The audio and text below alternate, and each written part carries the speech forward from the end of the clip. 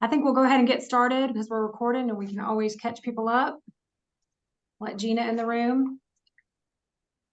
So thank you guys for tuning in today. We have Dr. Sean Hanna, he's Professor of Management in the Tylee Wilson Chair of Business Ethics. And we have Dr. Pat Sweeney, who's Professor of Practice of Management, and he's also the Executive Director of the Allegacy Center for Leadership and Character.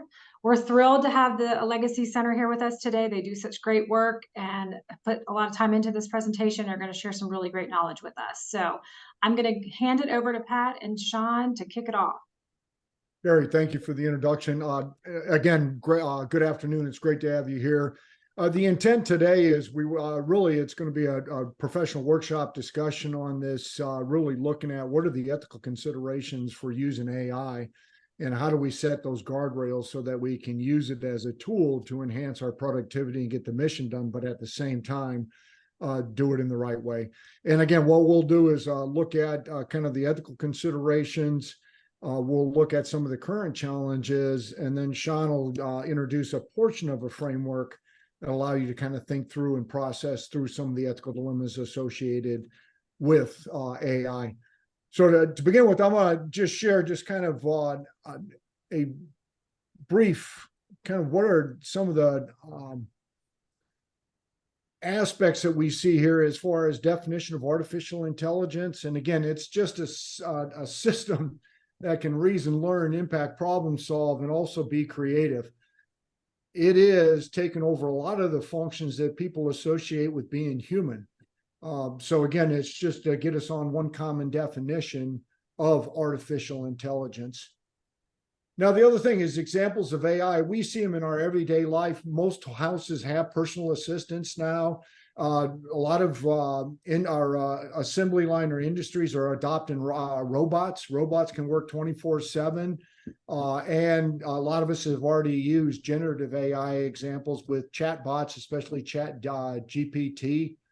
We have our spam filters we check every day to delete.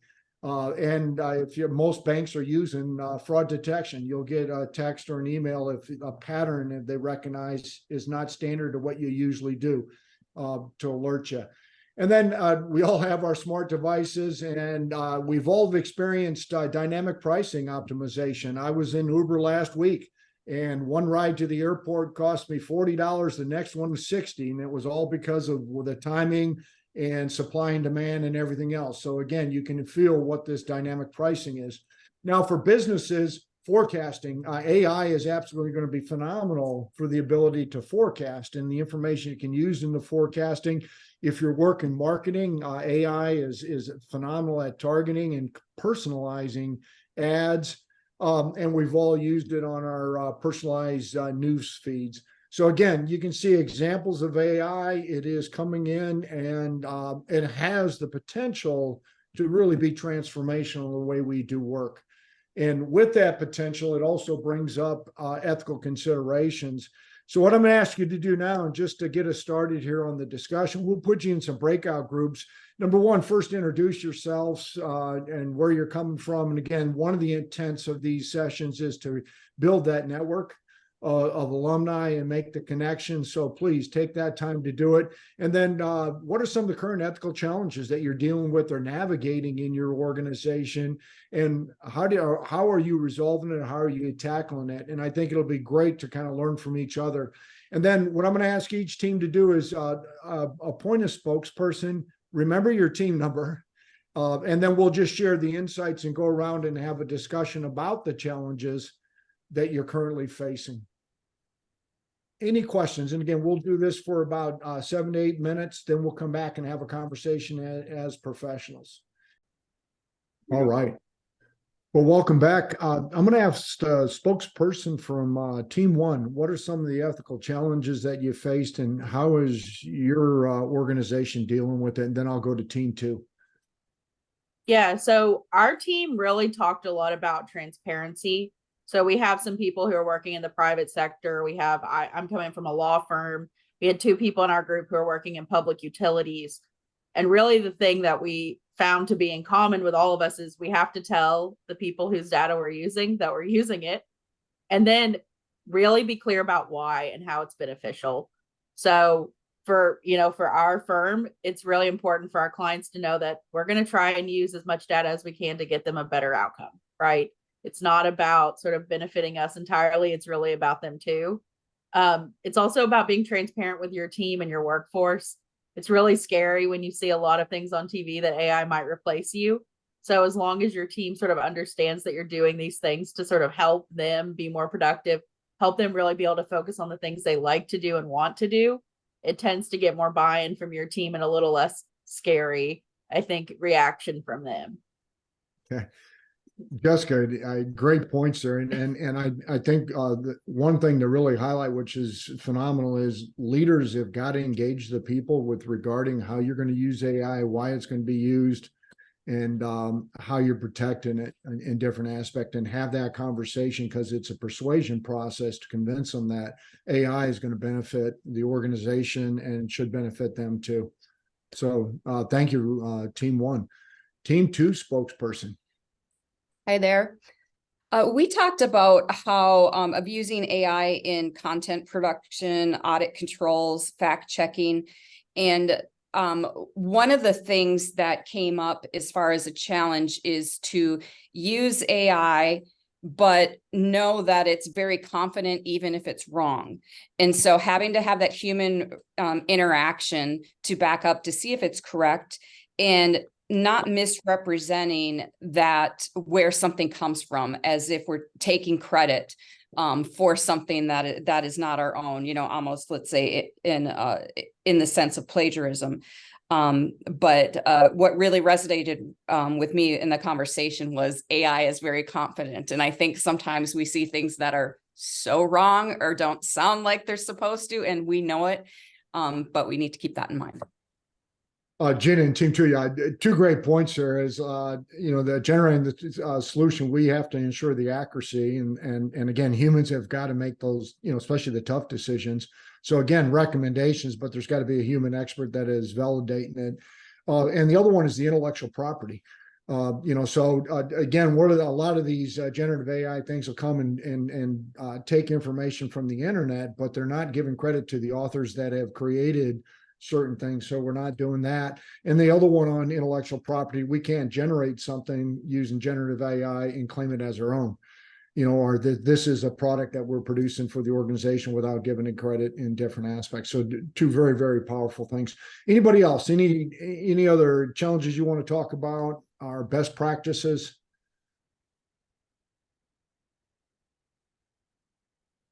All right, next, what I'll do is, from the literature, you all hit a lot of the big challenges that people are dealing with as far as ethics, and then I'm going to propose to you some considerations as far as shaping the ethical guidelines to it. So I'm going to go ahead and share my screen again.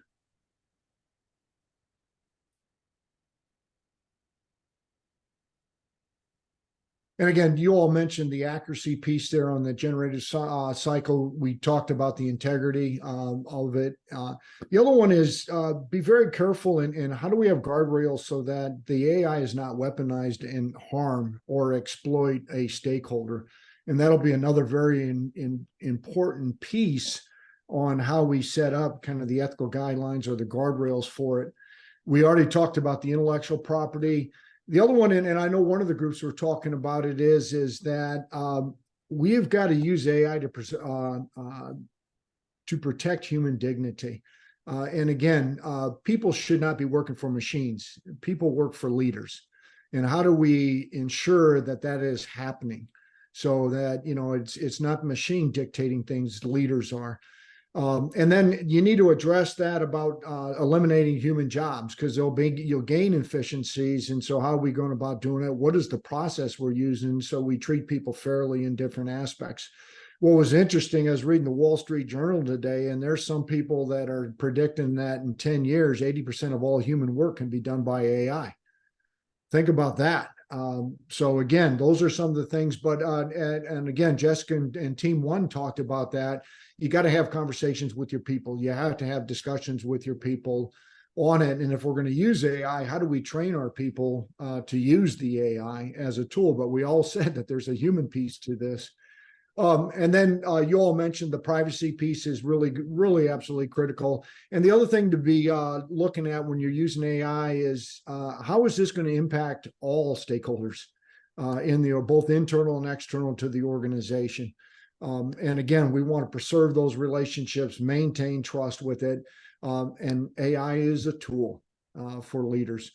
Next, what I'm going to do is, based on the literature, I want to just share with you some considerations if you're going to use AI and how do we set those ethical guidelines. And for an organization, if it sounds like a lot of the organizations have already made the decision to do AI, but if we're going to use AI, it should enhance our mission and it should align with our values and our purpose. So it should reinforce our culture. Those are one of the very important pieces here, because if we're not considering culture, we can be shaping a new culture once we introduce AI into the organization. The other one is, I already talked about treating all stakeholders fairly, so we have to consider who are the stakeholders and how it's going to impact.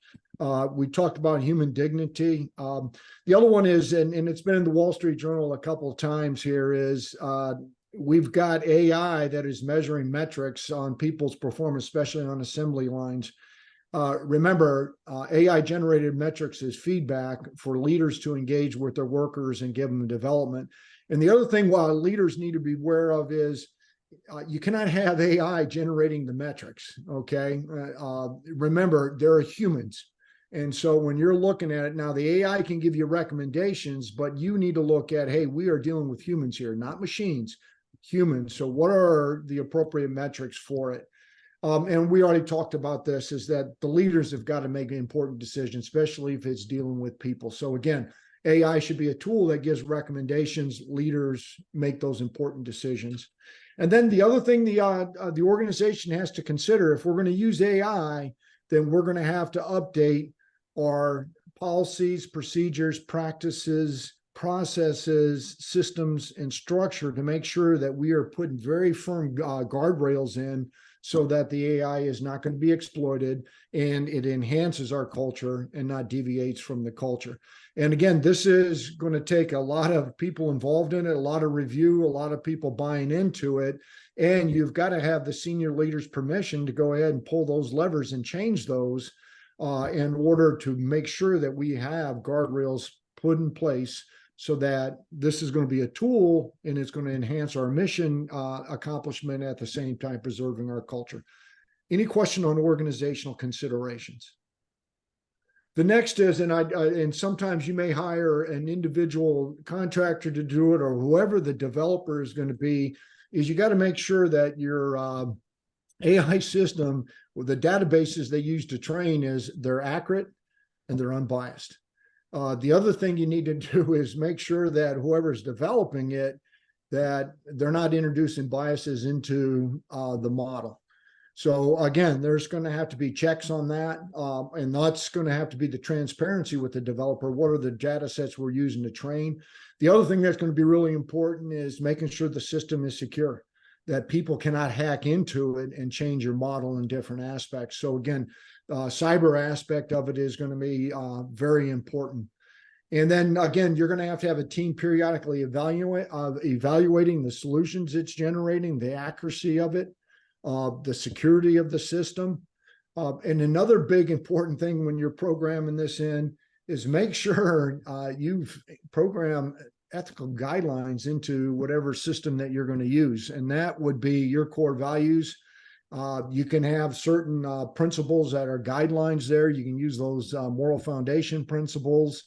But it's really important that there are guidelines for ethical considerations and recommendations that are programmed into the system.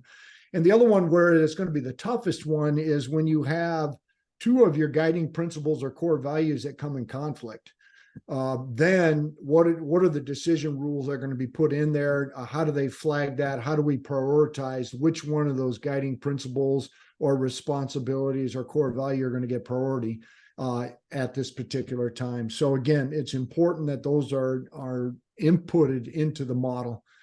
And we already talked about, and the system makes recommendations. The humans have to make that final decision, especially if it deals with ethics. It has to have a human do it. And then we've already mentioned that on the transparency. How does the system work? How does this do it? So the developer should be very transparent on how this system is processing information.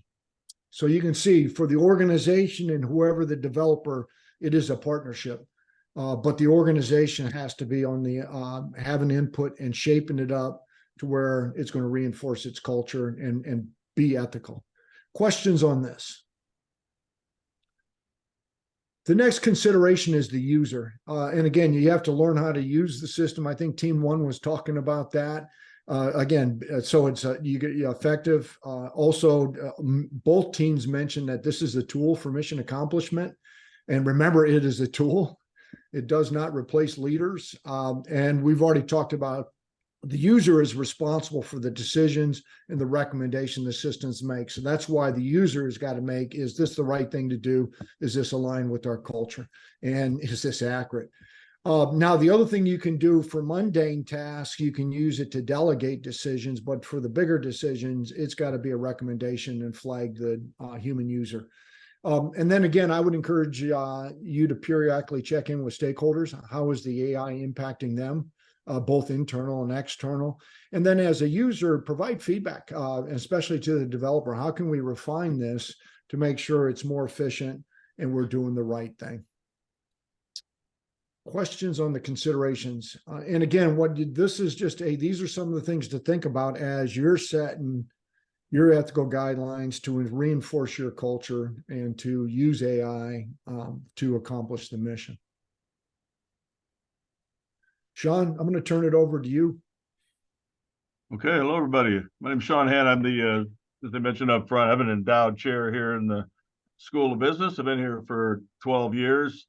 I have the Tylee Wilson Chair in Business Ethics. So this is kind of in my wheelhouse here. Before I came to Wake, I was an Army officer. I spent 26 years in the Army and closed out my career up at West Point. Pat Sweeney was up there with me on faculty at the United States Military Academy. Enough about me. I'm going to talk a little bit about ethical decision-making frameworks. And actually, these frameworks I'm going to share with you can be applied to any ethical domain. It doesn't have to be just AI, but today we will be applying them to AI. You know, Pat made very clear that this is white space we're going into with AI. The technology is way out in front of our thinking about what is right and wrong. It's way out in front of laws and regulations and codes and everything else. And so it is really paramount that organizations and organizational leaders put their own controls on AI, because you're never going to get external controls and policies and norms on AI that's moving at the speed of AI advancement. And so that's why this is so critical. I mean, there are so many unanswered questions right now in the ethical space. You know, as an Army officer, we talk about, you know, the morality of war and then the morality of the conduct of war. And it's very similar here, right? So there's an ethical decision about, you know, should we go to war in a given case? And then there's the ethical decisions about how to fight that war. And I see the same kind of a split here. It's like, where is it ethical to employ AI and where is it not ethical to employ AI? And then the second question is the ethicality, the morality of employing it in those areas where you decide that you do want to employ it.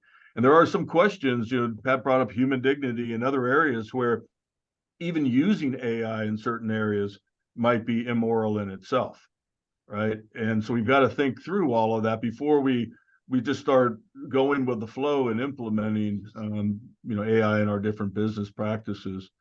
So Pat, if you can go next. One of the things that I just wanted to share with you is this idea about values, morals, and ethics and organizational ethos, which I'll talk about here in a second. But, you know, organizational ethos is that the collective ideals, beliefs, and mores of a given collective, right? What makes us who we are as far as what do we believe in? How do we think about the domain of morality? And how do we process ethical issues? And what are the norms and expectations of each other in a given collective? Well, that organizational ethos is really the compilation of our values and our morals and our ethics. Now, when I talk to most groups, these three terms are kind of used as synonyms. You know, people will talk about a person and say, oh, well, they've got great values, they're very moral, or they're very ethical. And the words are kind of meant to be the same thing. But, you know, the reality is these terms are quite different from one another. And if we're going to employ our values and our morals through ethical lenses in a given situation, we need to understand the difference between these words as we apply them, in this case, to AI. So somebody come off mute and tell me, well, I've had already got in front of me. All right. So I was going to ask you what you think what values are, right? So here's what values are. Values are exactly what the word says, right? What do we value around here? What do we think is important? What's worthwhile? What's desirable? What are those things that are, you know, really those things we put a flag in the ground and say, these are things that in our organization we value at a very high level. Now, morals, if you give the next click, are evaluations, right? Now we're looking at something and we're making a determination, an evaluation of it. It's good, it's bad, it's right, or it's wrong. We might be talking about a person, we might be talking about a decision or an action or anything, and we're making an evaluation. Now, of course, I see everybody like writing. We're going to send you these slides. I think it was mentioned up front. And we're going to send you an ethical decision-making model. So, I mean, take whatever notes you want supplementary, but you don't have to scribe the slides. We will be sending you a copy of those. So if you understand what I'm saying, now values are what do we value, what do we think is important? Morals are these determinations, right, wrong, good, or bad. Values and morals are very effective in a situation where you're in a right versus wrong situation, right? Where we have a choice between doing something that's right and we got a choice instead to do something that is wrong. Well, then we can look at what do we value in our organization? What do we think is right and wrong around here? And we just simply apply those to the case and we make a decision. Those don't require a lot of deep thought as far as ethical decision making. What it requires, though, is a lot of constitution. The individual has to have the moral courage and the commitment to do what they know is right or wrong, right? To apply those values, even though it might be a tough situation to apply them in. But the choice of what should I do is fairly simple. The hard ones, though, are, Pat had on one of the slides, right versus right. You know, there's a great book that you might want to all consider reading. It's called Defining Moments, and it's from a Harvard faculty member called Joe Bottaraco. And it's a fairly small, easy book, just called Defining Moments. And the whole book is about how do we handle these situations where we're in a right versus right situation, where it's right to do A, but it's also right to do B, and maybe even right to do C. But we can't do all of them. We don't have enough resources or whatever it is to do all of these. And we have to make a decision amongst three rights. Or we might be in a situation where it's a wrong versus wrong situation. That no matter what we do here, somebody's going to get hurt. Somebody's going to have to be sacrificed. And we got to decide, you know, should we sacrifice return on investment to our shareholders? Or should we maybe sacrifice our employees' pay and benefits or whatever it might be, where no matter what we do, there's harm going to be done. And we have to decide, you know, where is the lesser of the harm. And so in those situations, now ethical decision-making becomes much more pertinent. And then we have to ask ourselves, how do we apply our values and our morals in a given situation? Well, if you could click, Pat, that is where our ethics come in. Right? The ethics is the system or the theory, the process that we use to apply our values and our morals to a given situation. Right? It's how in different permutations of right versus right and wrong versus wrong situations do our values and morals inform what we should do and what we should actually put into action. So let me do a little thought experiment here for those of you, at least that have your cameras on. You know, by show of hands here, who here values human life? Raise your hand if you do. Right, everybody's going to pretty much put their hand up pretty quick, right?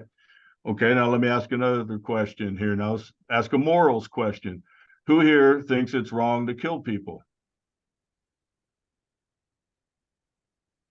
Okay, now a little bit different there. Right? Hands went up really fast when I asked, you value human life, right? Everybody's like, yeah, of course I do, right?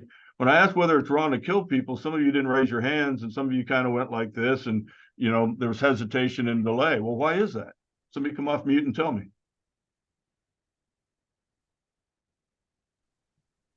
Hey, Sean, Pat, it's good to see you guys again. Yeah. Andrew? I definitely don't think that it's right to kill someone, but certainly as you guys know, both coming from the military, there are you can make cases for why you would need to kill someone, but just on a general, day-to-day sort of thing, no, it's not okay to kill someone. But someone came in my house and threatened my children or my wife, then I'm going to change my mindset on that pretty quickly.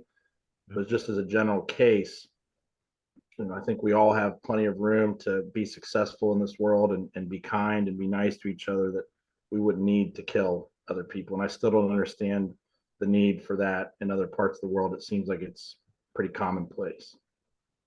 Yeah, and of course, I'm just doing a thought experiment here to kind of illuminate these concepts. And you're absolutely right. In a perfect world, right, we wouldn't have to deal with these things. But we don't live in a perfect world, and the application of AI to business is not going to be a clear, perfect world, right?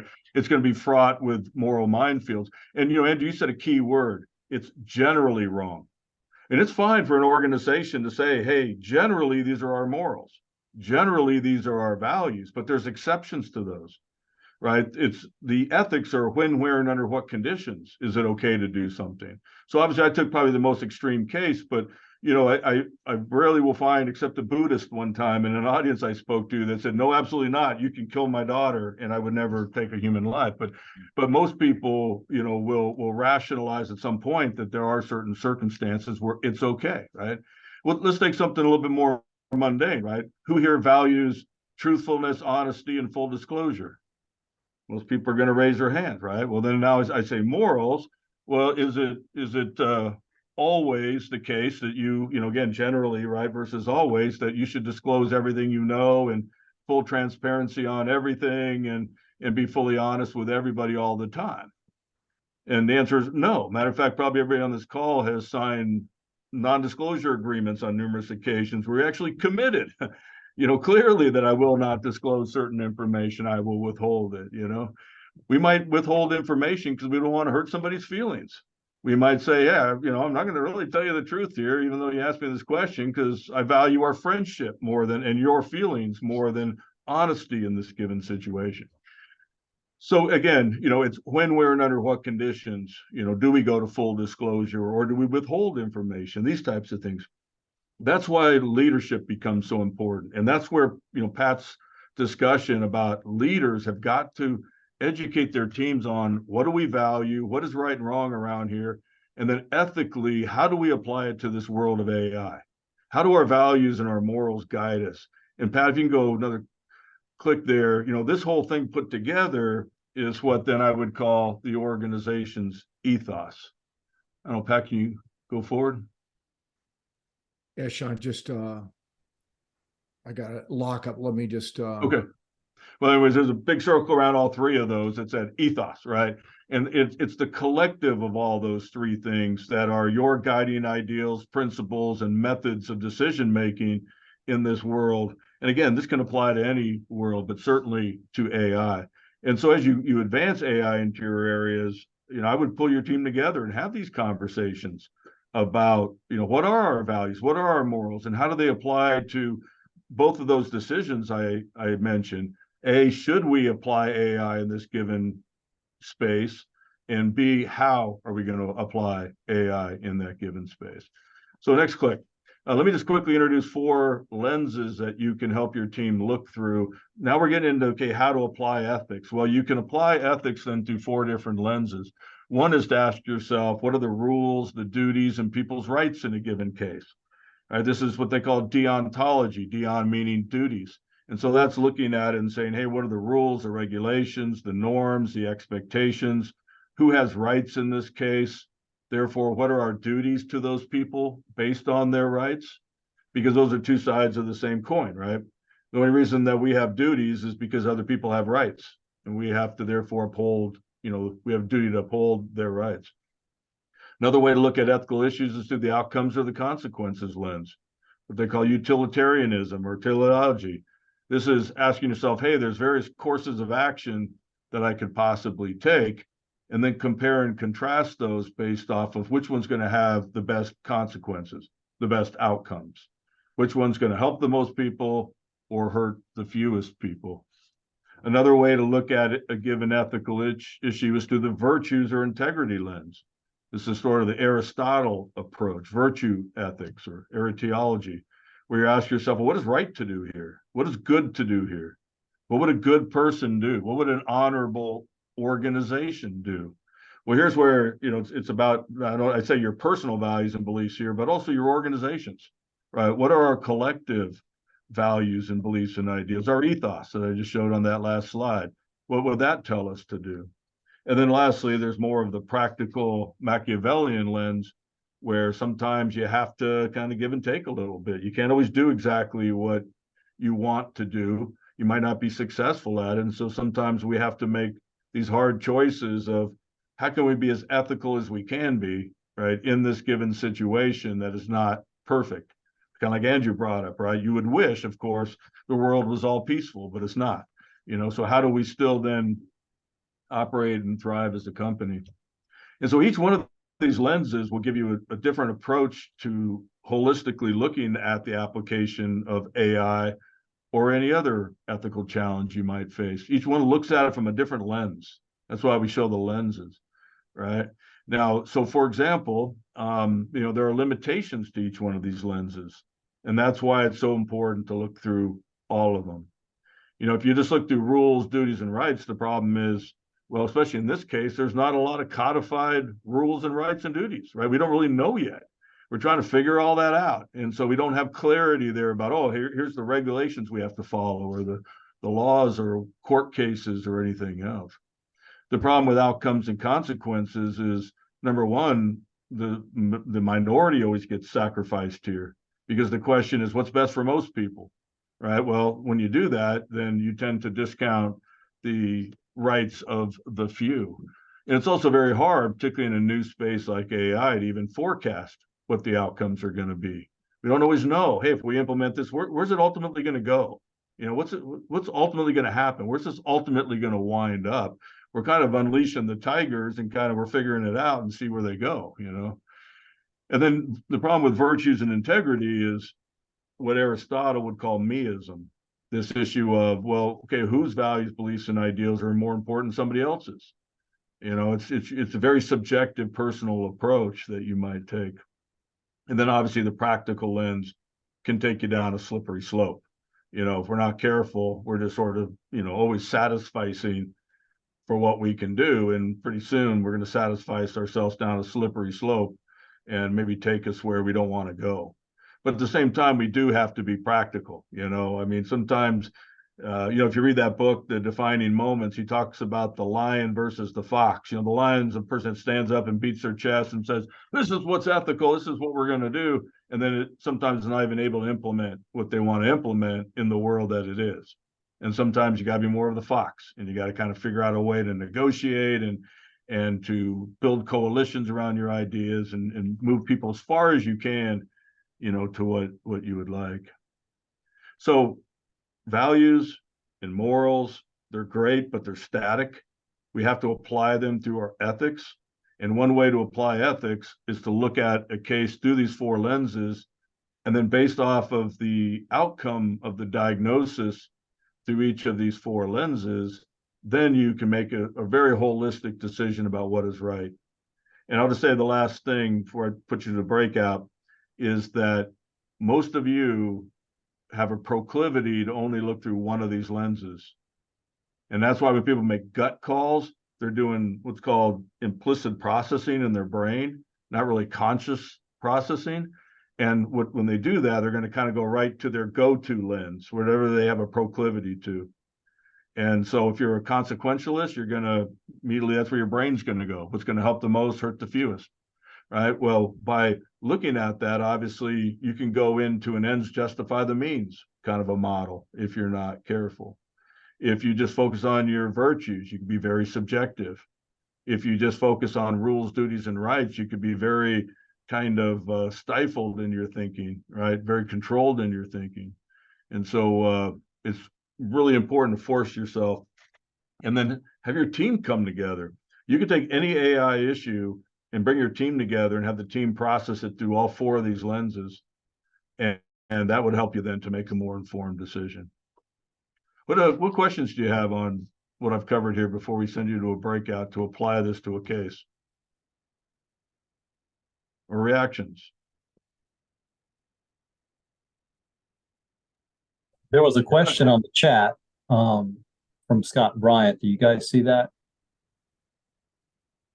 Go ahead, Scott. You can just ask it or pull it up.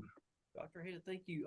So this is so helpful. Are there any examples to date where AI has actually been quote unquote programmed for ethos type considerations? Not that I know of, but what I will tell you, and maybe Pat knows some, but there has been research that shows that how the algorithms are created can skew the type of responses that AI provides. So therefore, by definition, the ethicality of the programming can drive where AI goes and doesn't go. So for example, I was reading this the other day where they looked at 2 different AI systems. Each one had a strong political orientation. So you could ask the same question to both systems. One gave you kind of more of a right-wing kind of an answer. One gave you kind of more of a left-wing kind of an answer, depending on the algorithms and what data it went and searched and how it compiled the data. So just the programming itself can skew and guide where AI goes. And so therefore, by definition, yes, it can be programmed in or not. And you do have to make decisions again, because you are also making decisions that would be considered kind of political based off of where it searches and what it generates. Very helpful. Thank you, Dr. Hanna. Sure. Call me Sean, please. All right, well, let's go to breakout. Pat, is there anything else before we go to breakout? No, I think we're good, Sean. And Lynn's going to drop the breakout instructions into the chat so that you have them there. And again, the intent on this breakout is to pick a ethical challenge that you're currently facing and apply the lenses to it and just process it. So it's just to get used to applying the lenses to one of the ethical challenges dealing with AI, and each team can select the challenge they want to grapple with. And I'd have you do one that's kind of on the edge and unknown, like human dignity or something like that, where you have to really think through it and there's really no right or wrong or clear answer to it. Back, everybody. I'm sure just as it got good, we yanked you back. We're just trying to be considerate of your time because we want to make sure we end on time here. But if anybody wants to stay on and continue to process that or whatever, then feel free. We'll keep the room open for you to continue to have these conversations. But if you can pull up the slides, Pat, and pull up the one that has the EDAM model on it. One of the things I just want to tie you into is this portion of looking through the lenses is a core part of a multi-step ethical decision-making model that we put together in the Allegacy Center for Leadership and Character. We call it the EDAM, the Ethical Decision and Action Model. And so it's a methodological way to go through and process any ethical issue that you might face, to include AI, where you identify and frame the issue, make sure you fully understand the issue, then process it through the lenses once you have all that information, formulate a decision, and then implement that decision in a way that you gain stakeholder support and communicate it effectively. So we're going to give you this model also along with the slides, and there's also content on this model and even a case simulation on the Allegacy Center's website that you can go on, and there's even a couple of examples and multimedia training program that you could go through to look at how to actually implement the EDAM. So given our short time together, I'll refer you to that to learn about the broader model. But what you just did was partially a real quick step 2. But when you do have an issue like this with your teams, bring them together. Ethical decision-making ought to be a team sport. And run through a model like this, but the lenses are really probably the real core of that model, so that you really understand all the ethical dynamics through all the different perspectives on the case. So with that, I'll turn it over to Pat to close us out. Well, I appreciate everybody joining us today, and just kind of the key takeaways. AI is a tool to enhance mission accomplishment, reinforce your culture. make sure you preserve human dignity. And the last thing is remember, you may run into areas where there are no regulations or laws. And remember, regulations, law is the bottom floor of ethics, and you can go up, always do the right thing. And you've got the EDM to help you do it. So we greatly appreciate you sharing your lunch hour with us. And as Sean said, we'll stay on if you have individual questions. I hope you all have a wonderful day and lead the way.